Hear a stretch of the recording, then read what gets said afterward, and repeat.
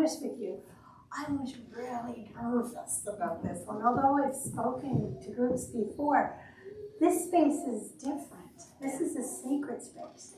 And I really had to speak a lot with Becky and with Doug about how do I say this? How do I say this? So then I turned really back to, somebody added a different picture that I didn't.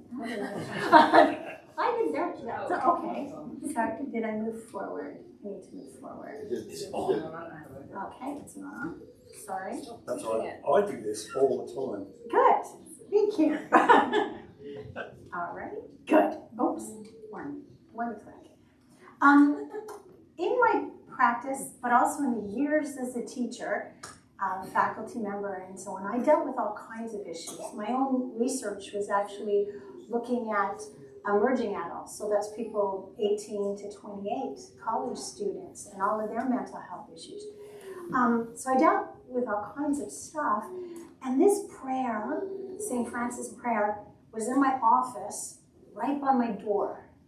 And it is a prayer that I prayed before I taught classes. It's a prayer I used when I had to go to faculty meetings, which really need prayer. And all of this was a big part. And I was wondering if we could pray it together to give you courage, but also because it's a theme through the presentation. So if that's okay. Can you see the words? Did I make it bigger? Okay. Lord, make me a channel of thy peace. Where there is hatred, I may bring love.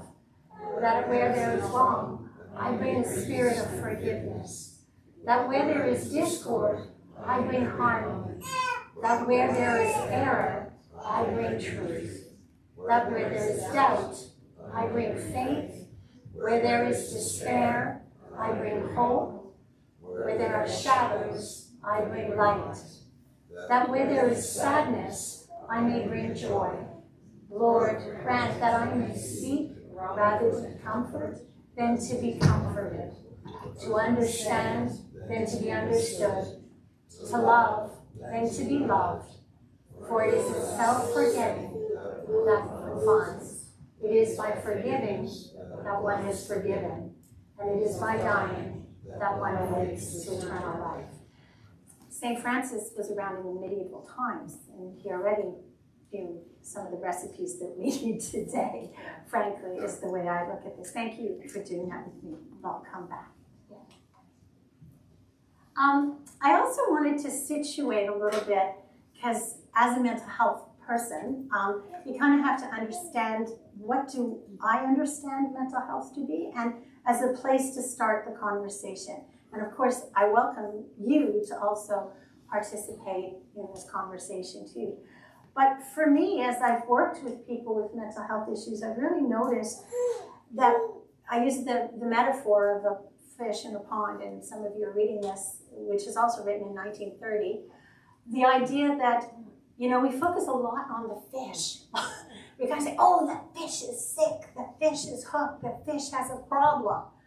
All of us with our mental health struggles. But we forget the pond. And I think in today's society, and I think if we look over time, the pond has also been an issue. And we're all part of that pond. We're all part of that. And where the healing takes place is in how we interact with each other, that relationship, and how we help each other. So this situates a little bit where my talk is coming from. And the second thing that's really important is the concept of resilience. We often see beautiful art. Again, I like to use metaphor because art speaks to us. But this idea, this is the group of seven. How many of you know the group of seven? How many of you love the group of seven? I'm a proud Canadian. So this is one of the paintings by Frederick Horseman. And it's called Ballet, which is Stormy Weather. So this is a classic Great Lake picture, storm blowing on this pine tree. And this pine tree is weathered by that. And an artist, somebody who perceives beauty, chooses to paint that. Could have picked the perfect tree, but that doesn't make it in the group of 7. That doesn't make it in the beautiful art. It's the weathered tree. The one who's seen things, experienced things, and is still standing. We also know from, I'm also very interested in trees, that trees that have weathered storms, their rings are tighter together. They're actually different. They're actually stronger because of this. Because as on the perfect weather, you expand more. But on the days that are tough, we actually a little closed, but we're stronger for it. And I think it's a beautiful metaphor for what mental health experiences or mental illness when we have it. I don't tend to use the word mental illness much in my practice. I usually call them mental health concerns. The reason I do that is we all go through stuff, like Becky said, we all do.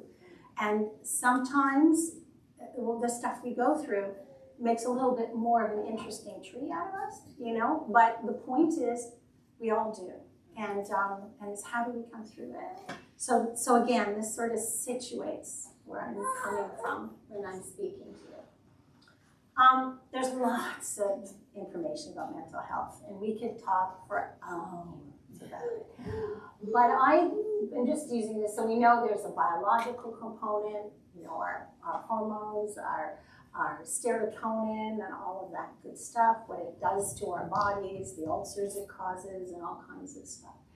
Then we have the psychological component. Absolutely, mental health, unlike other health aspects that touch our lives, it affects our minds, so the way we think, our cognition, it affects our emotions, the way we act, and it affects the behaviors that we have. So it's pretty all-encompassing. I'm not going to talk about any of that. I was going to focus more, or our talk today, not just I talk, was more the spiritual and the social aspect, because it has a huge implication on that as well. And here we are in the community, in the faith community. So it does affect our beliefs, and our beliefs affect our mental well-being. Rituals, those things that are important to us.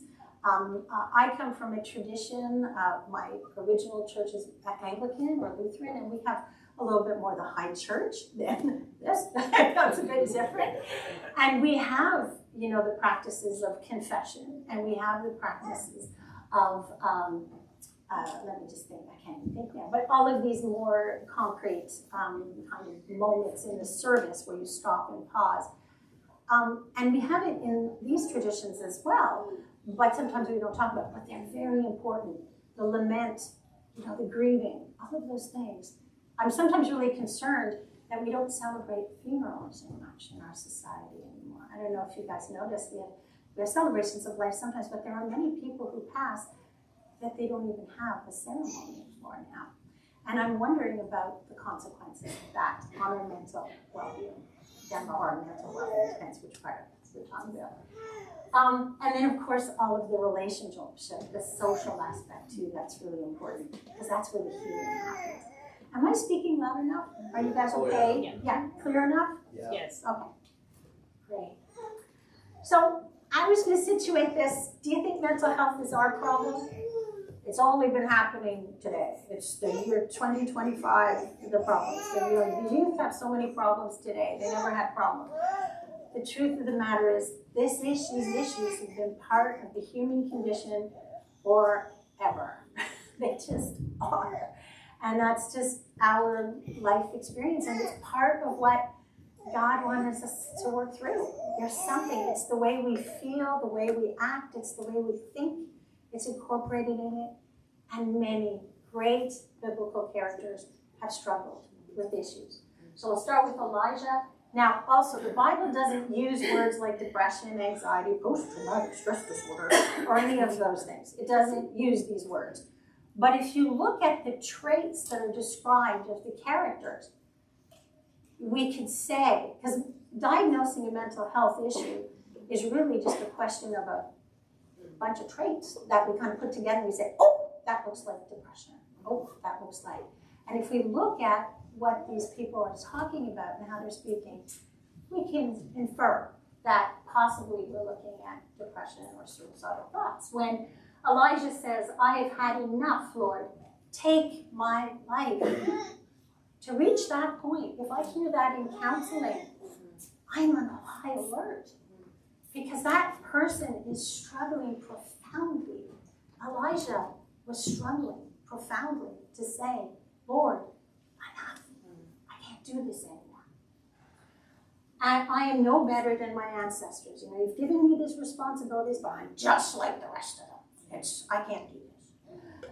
God responded with care. He provided food, rest, and reassurance. Then recommissioning Elijah with renewed purpose. Because he was sustained, he was given, okay, I'm going to hear you. I'm hearing you, Elijah. I'm going to take care of you. I can send you out again. There's something to be learned from that encounter. David, super depressed man. Yeah, Psalms, you know, reading his stuff, you know, he's got a lot. But he has a real insight into what depression is, which I think we can learn from a human, authentic human condition. I don't call it an illness. I don't call it a broken person. It's a lived experience. It's something that we experience. So guilt, he's got a lot of guilt too. He had a lot of stuff in his life, and anxiety. Why, my soul, are you downcast? Why so disturbed within me? If any of you have experienced anxiety, that unrest, you can't cope. You know, Lord, I can't do this. I can't stand up in front of these people and talk. I can't do this, you know. That's what we're talking about here. My guilt has overwhelmed me like a burden too heavy to bear. We carry stuff. We've all done stuff. The things have happened to us and we've responded. Hurt people. So things happen in life. And sometimes we feel an incredible burden and guilt from that. But God provides a path out. There is forgiveness.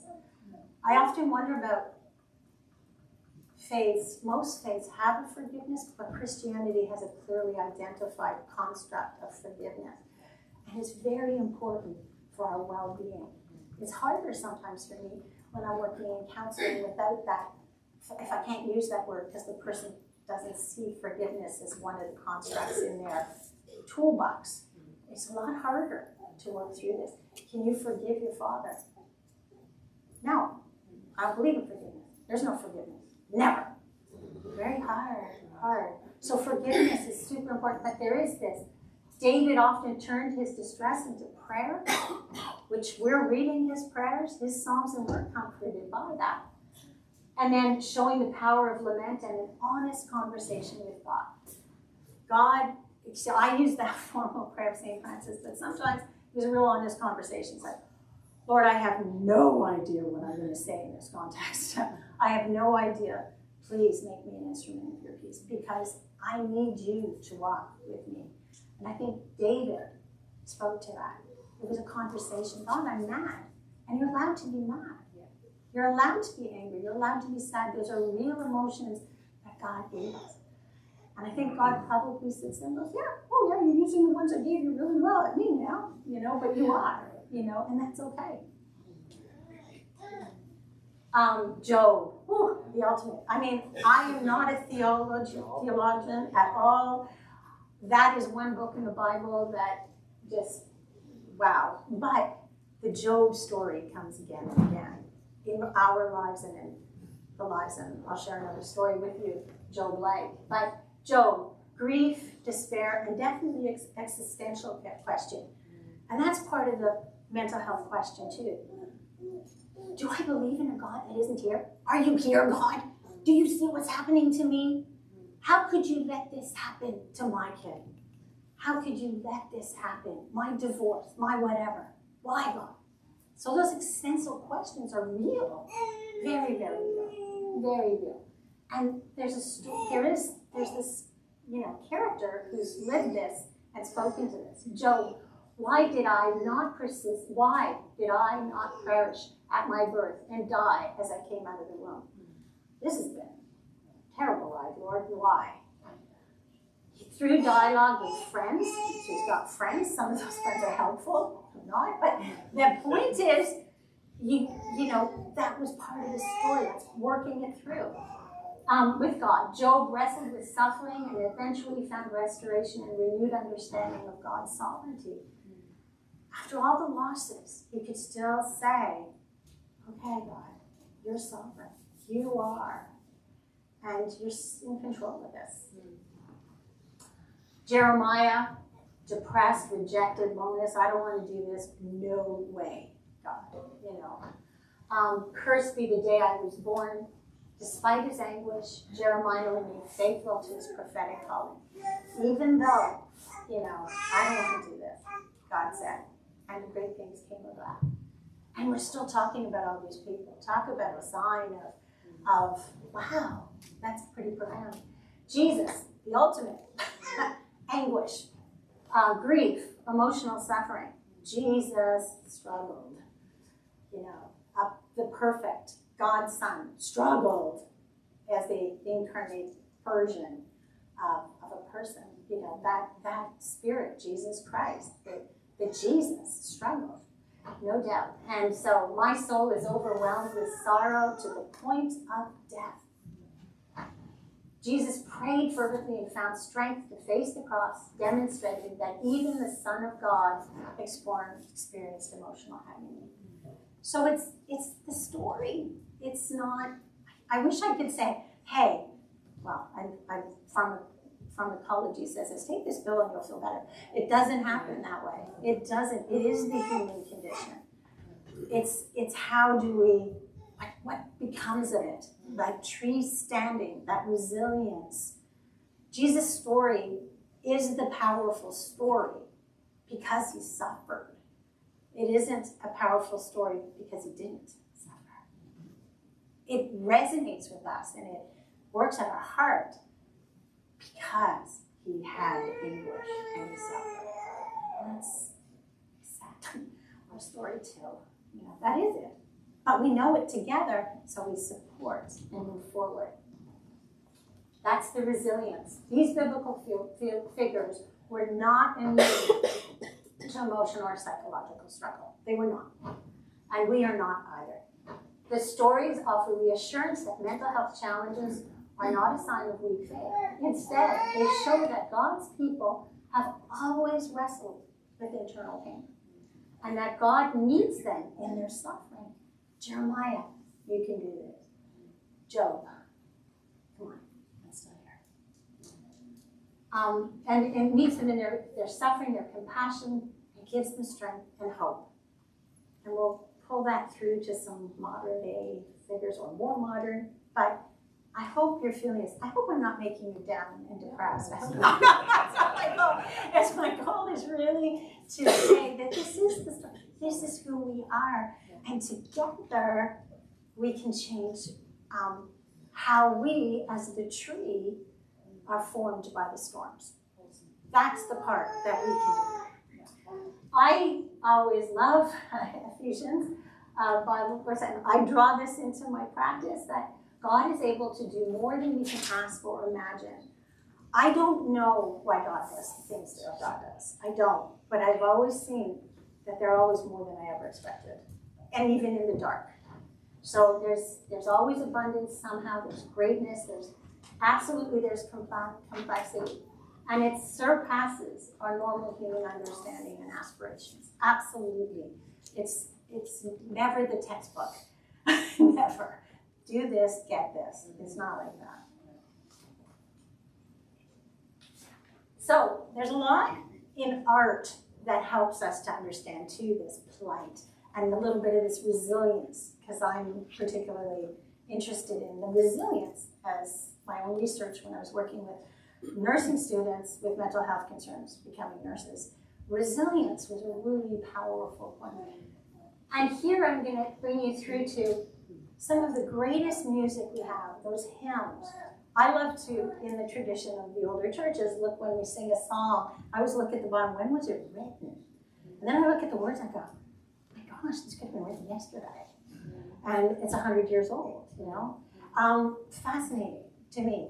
So that is, so I'm going to take you on this little walk with an old hymn, It Is Well With My Soul. I don't know if any of you know that, but we're going to sing it together. But I want you to just take a minute to know the backstory of that hymn, of this gentleman, Horatio Spafford.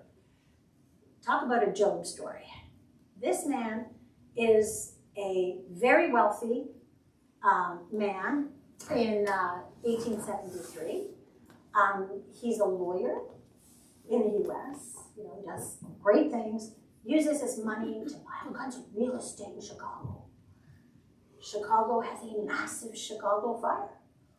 He loses everything.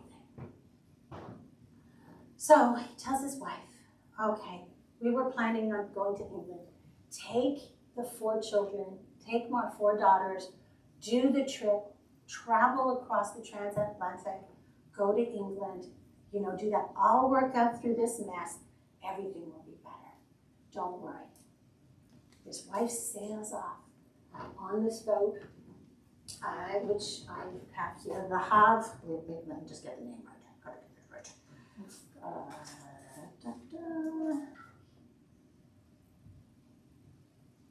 The Ville de Havre. The Ville de Havre. So he sets off on this journey, and the boat is shipwrecked. All his daughters die in the thing.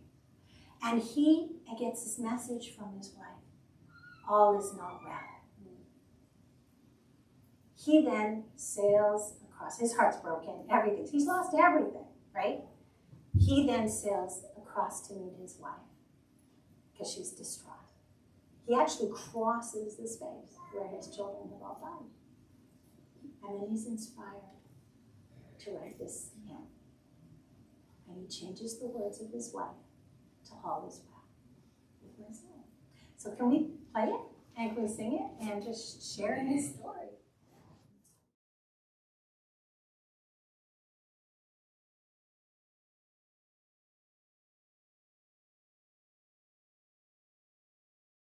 So when you know the background, doesn't it give you goosebumps? Yes. Reading this, but that's the story. And I think too, Michelangelo, incredible. But that art comes also from a place of someone who's resilient, who's moved through something. It is that, again, he didn't get diagnosed with autism, he didn't use those words. But based on what theories and what research is saying, probably those traits were probably there. And they make beauty. They make beauty. But beauty sometimes comes from these places. And so it's important to see that. So what about us? That's social. That was that 4th component in that theory that I showed you. The social is super important because it's the social, it's these churches, it's this environment. This is a refuge. This is where that troubled soul can come and find someone else who can at least understand the language, can understand the language of forgiveness, can understand unconditional love. We don't have a lot of places in our society that can do that. So these places are places of healing. So as a church, are we open? Are we welcoming? So there are places, there are support groups, pastoral care. With our work here, we're not all going to have all the answers. Actually, God doesn't ask us. He asks us to listen. Just listen. Be a space where someone can say, today's not a good day. You know, fine, I'm fine. No, I'm not fine. You know, is this a church that we can do that? Can we be present? Can we support each other? Do we find ways to foster resilience? Do we encourage those talents that are coming out of the ashes? Yeah, you've been dealing with drug addiction, and it's been rough. But you know what? You really get it, and you really hear people. Maybe we can help you to have a new perspective and a new calling. Maybe counseling. Who knows? Biblical perspectives on a whole teach us that basically we're to be God's hands and feet. That's what we are. We're God's hands and feet in this situation. So scripture says the Lord is near to the brokenhearted and saves those who are crushed in spirit. But is our church a welcoming place for the brokenhearted and crushed in spirit? That's our role, at least I think. That's what my role is when I come to church. I think the Lord is near, because of the Lord's great power, we are not consumed, for his compassion never fails. Do we actually believe in hope all the time? They are new every morning. Great is your faithfulness. I think that's an important message that our church needs to show too, that we are here for you. And yes, this is very hard. Yes, you're in a very dark place. Yes, you are thinking about suicide. But God's love and faithfulness is ever and present. So we're here to show that I will listen and I will be here for you. Come to me, all who are labored and are heavy laden, and I will give you rest. Is this an environment, a place that does that? Spiritual support, absolutely. Prayer, worship, community, all of those are powerful tools in the toolbox. I, as a counselor and as a psychotherapist, rely heavily on those toolboxes. In my practice, I'm blessed. I can pray with people. I offer them that. And that's really important. But sometimes people don't want that. But that's okay. It's part of the toolbox. Practicing of confession, like I said before, the practices of forgiveness, confession, and gratitude. Super important. We start our prayers, our service with praise, psalms. And those actually change the endorphins in your body. They actually change you. So praying, singing praise, singing from a place like that absolutely has a phenomenal effect on us as changes our physiology. And then I have to say also the big thing that a church has to do is stop stigma. Some Christian communities have historically stigmatized people with mental illnesses, suggesting it's due to lack of faith, sin, or spiritual weakness. But scripture shows us completely the opposite. That's not true. I mean, our Bible is filled with stories of people who are struggling with mental health issues. Filled with it. So if it was stigma, and they're sinners, we wouldn't be hearing Elijah's story. We wouldn't be hearing Jeremiah's story. We wouldn't be hearing Jesus' story if that was true. So that's really important. I think bring us all back to the beginning. And I ask you to pray with me St. Francis' prayer. And maybe I've just adapted it ever so slightly. And I guess you don't really see the image, but in this image of the cross, there's actually a person in the middle putting their hands like this, pulling someone up and reaching up for God. And I think that's what our church is. So I'd like, Lord, maybe we could say it together, Lord, make us all channels of your peace. May we bring love. May we bring the spirit of forgiveness. May we bring harmony. May we bring truth. May we bring faith. May we bring hope. May we bring light. May we bring joy. May we seek to comfort, to understand, and to love, so as to continuously foster the mental health of our Christian community. Amen. Thank you.